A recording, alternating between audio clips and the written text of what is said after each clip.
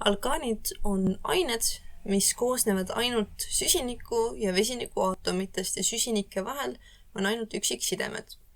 Ja teades seda, siis saab sellest ka tuletada valemi, kust me teame, et kui palju on süsinikke ja kui palju on vesinikke mingis alkaanis. Et ütleme, et meil on siin mingi alkaan, kus on näiteks 4 süsinikku, siis me teame, et vesinikke peab järelikult olema 4 korda 2 pluss 2. Ehk siis tuleb selline, mis ta tuleb siin 10 vesinikku. Aga kui meil on tsükliline, siis see ei kehti. Miks ta ei kehti on see, et kui meil on ta tsüklis, need vesinikud, ütleme, et siin on ka 4, siis mis juhtub on see, et kuna need süsinikud on juba omavahel ühendatud, siis nad ei vaja nii palju vesinikke. Nii et nad vajavad vähem vesinikke, nii et nende see valem saab kirjutada hoopis niimoodi, et seda pluss 2 ei pea tegema. Ehk siis kui meil on see sama, et meil on 4 vesinikku, siis meil on seal vastavalt 8, ehk siis 2 korda see arv, mis siin on vesinikku. Ja tsüklis saab olla alates sellest, kui on 3 süsinikku, sest 2 süsinikku lihtsalt ei moodusta tsüklit. Aga 3 juba saab olla tsüklis, ehk siis niimoodi järjest nii-öelda ringselt või nii. Nii, kui me räägime nüüd nimetamisest, siis üldiselt mis toimub on see, et see, mitu süsiniku aatomit on, see määrab ära, missugune eesliide tuleb. Nii et näiteks kui meil on selline aatom, või selline molekul tähendab, kus on 1 süsiniku aatom ja 4 vesinikku, siis siin on 1 süsinik.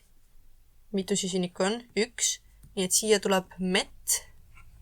Ja siis see, mis siin kirjas on, ehk siis aan, metaan. Või siis ütleme, et meil on näiteks 3 süsinikku ja siis vastavalt on ju H2 korda 3 pluss 2 on 8. Nii, mitu süsinikku siin on? 3 süsinikku. Nii et mis meil tuleb, on prop. Ja siis tuleb aan, propaan. Ilmselt ollakse kuulnud ka sellistest asjadest, aga siis on olemas veel nonaan, et kui on näiteks 9 seda süsiniku aatomit. Ja nii edasi. Non-aan. Aga siis on veel võimalik selline asi, et kui meil on mingisugune näiteks süsiniku ahel, siis meil on näiteks niimoodi H2, CH2, siis siin on veel CH2 ja siin on veel üks CH3. Aga siin üks süsinik nii-öelda hargneb. Et mis me nüüd selle kohta ütleme? Et muidu see oleks, mitu süsinikku meil siin on? 1, 2, 3, 4, 5. Põhimõtteliselt oleks on ju pentaan, aga appi, siin on mingisugune jama, siin on mingisugune hargnevus. Et mis siis teha? Siis selle nimi, kui ta niimoodi hargneb, siis põhimõtteliselt kasutatakse sama loogikat, et mitu süsiniku aatomit on, aga siis tuleb järelliide ül. Nii et see oleks metüül. Samuti võib olla näiteks niimoodi. Et mis ta nüüd tuleb, et siin on 1, 2 süsiniku aatomit, mis tähendab, et me kasutame seda 2 siin, nii et tuleb et ja siit tuleb see järelliide ül, nii et see on etüül. Niisiis. Nii ja nüüd teeme siia kõrvale ka ühe näite, et mul on siin üks hirmpikk mingi asi, mõtleme, et kuidas me saame sellele nime anda, sest see lihtsalt metaan ei saa ju olla, sest siin on mingisugused kõrvalharud ka ja appi, mis küll siin toimub. Nii, esiteks, mis tuleb teha? Ma panen siia töökäsklused või algoritmed, mida tuleb jälgida, et mis teha. Esiteks, mitu või leia pikim süsinik ahel.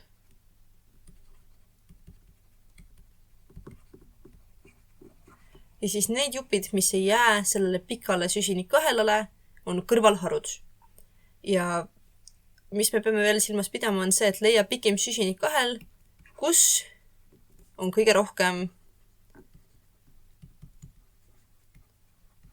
kõrvalharusid.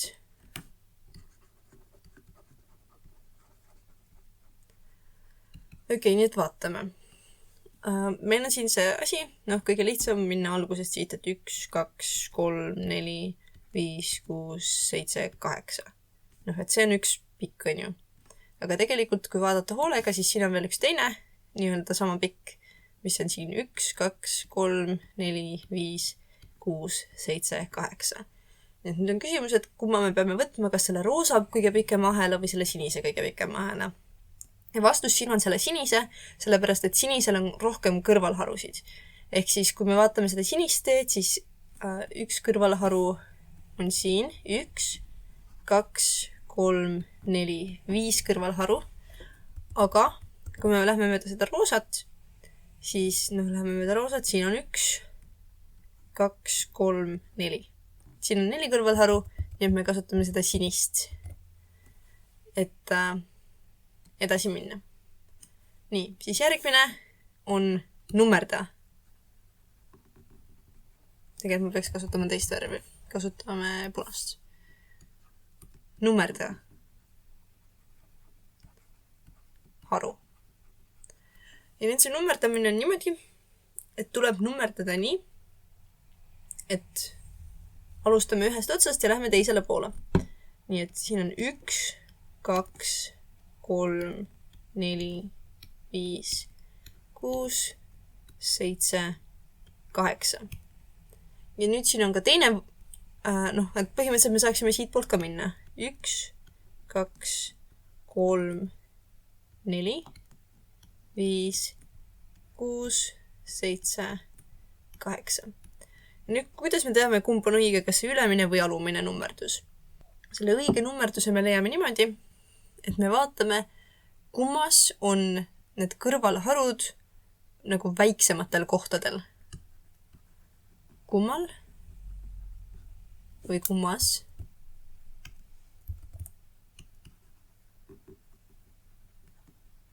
on kõrvalharud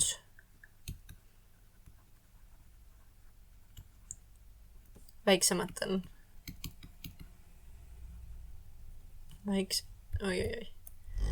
Väiksematel kohtadel. Mida see siis tähendab? Et kus on siin kõrvalharud? Vaatame seda ülemist kõigepealt. Üks kõrvalharu on siin, siin, siin, siin ja siin. Ehk siis, mis me teeme, on 2 + 3 + 5 + 6 + 7.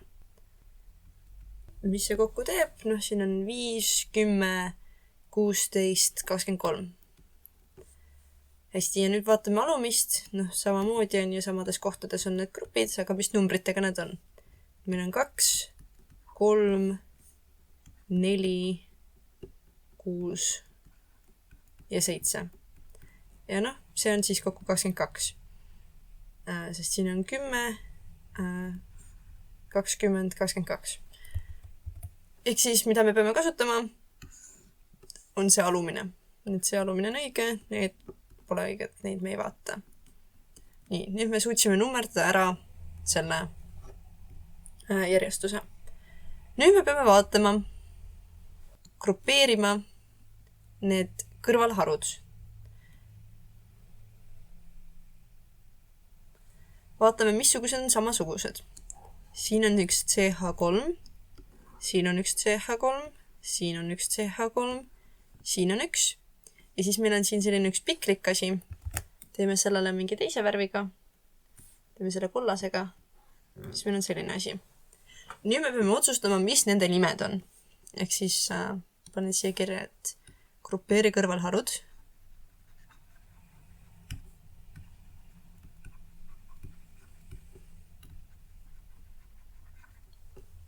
Grupeeri kõrvalharud ja nimeta. Nii, mis on see? Siin on üks süsinikuaatom ja ta on ühendatud mingi muu asjaga. Nii et tema on üks see asendusrühm või nii-öelda see kõrvalrühm.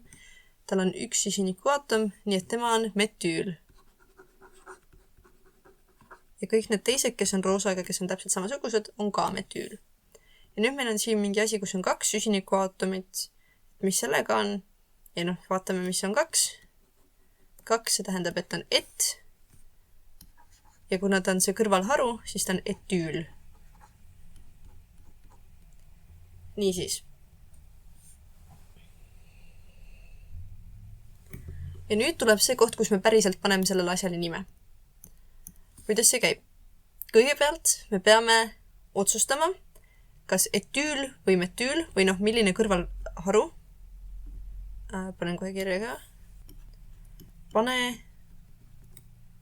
kõrvalharud tähestikulisesse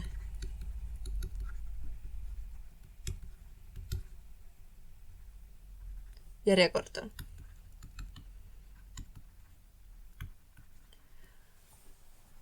Okei. Etüül hakkab E-tähega, metüül hakkab M-tähega. Nii et kõigepealt tuleb etüül. Ja nüüd me paneme sellele päriselt nime. Nii et kõigepealt meil on etüül. Me peame kõigepealt nüüd näitama ära, mis koha peal ta on. Me nummerdasime nüüd ära, tema on ju meil siin. Ta on selle 6. koha peal. Siis me kirjutame 6, kriips, etüül.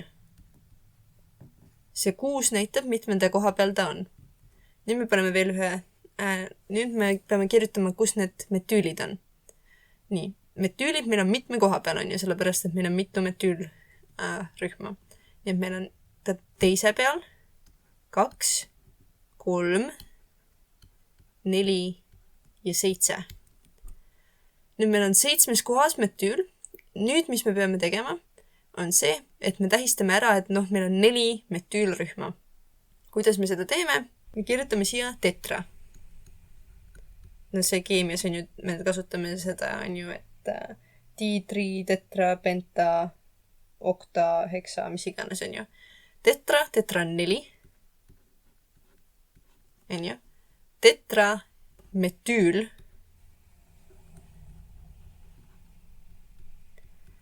Ja nüüd me kirjutame selle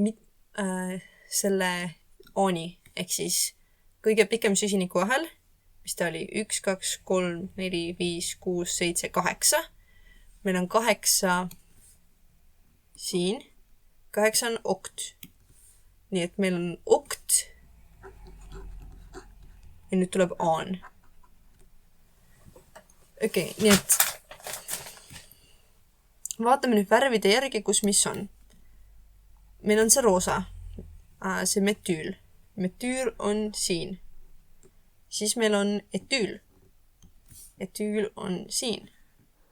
Siis meil on oktaan. Miks ta on oktaan, on see, et selles kõige pikemas ahelas on 8 tükki. Ja siis need numbrid näitavad, kus need kõrvalharud on. Et selle molekuli nimi on 6, etüül, 2, 3, 4, 7, tetrametüüloktaan.